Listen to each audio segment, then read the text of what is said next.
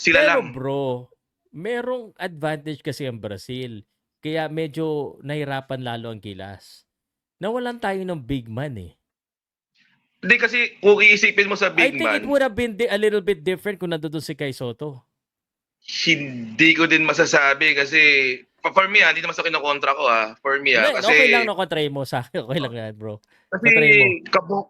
Caboclo is like 6'9" mobile athletic big man with 7'7" Correct. wingspan. Mas Mm. mahaba pa siya kay Soto. Mas maliksi, Mm. mas matigas, mas mabilis. Mm. Kung si Junmar nga hindi makakaldag sa loob eh. Yun, 'Di ba? hindi, that's the thing. That's the thing. I mean, it's okay for you to say that, but still, I think we would have been more competitive. Kasi pag nandoon si Junmar, palitan sila ni Kai Soto is big enough to distribute the ball. Mas nagagawa yung triangle.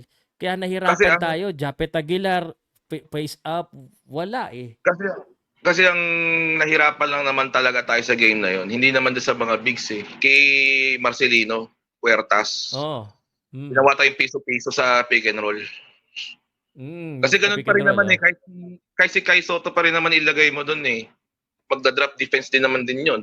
Hindi naman din nakakahabol sa pick and roll basta gano'n pa rin, same at same lang din. So para sa akin sabi ko kahit siguro may Kai Soto, hindi natin mapu-pull off yung laro na yun kasi ibang Brazil, they're very yung experience nila iba. Alam nila yung gagawin nila pag mga ganun knockout games, alam nila 'yan. So I'm iba sure lang they talaga do. Kasi sila yung pumasok, di ba? Sila yung nakapasok, di ba? sila yung pumasok eh. And then Oo, oo. iba talaga yung ginagawa nila.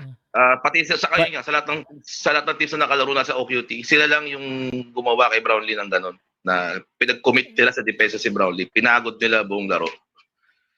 yeah. Well, again, Sila lang I talaga. understand. Hindi ko naman sinabing mananalo tayo, but you cannot take it away from us or from me Siguro to think of siguro it differently. Kasi nahirapan siguro talaga tayo lang dun eh. Pero kung nandoon si at kompleto tayo, I siguro think it proved us something nang na the triangle system of Team Cone can win us games.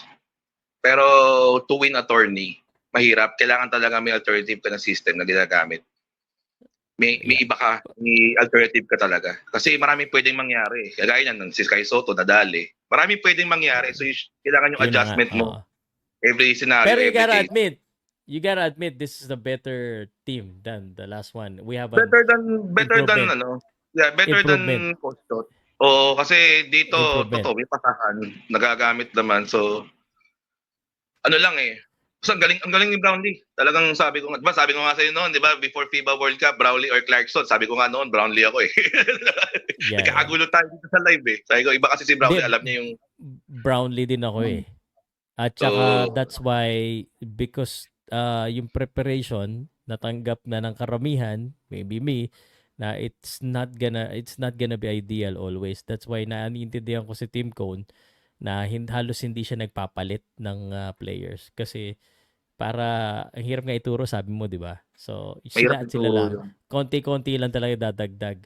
So kung ako sa kanila, aside from the big guy, hanapan na nila ng kapalit si Justin Brownlee na kasama nila. Kasi kung hindi, hina naman tayo. Mahirap kasi maghanap eh. Kasi ang galing, si Brownlee magaling na scorer in a way na sobrang efficient. Yun ang mahirap Oh, hanapin. hindi halata Mm. numersa, kumbaga. 'Di ba? Parang Oo, hindi halata numersa.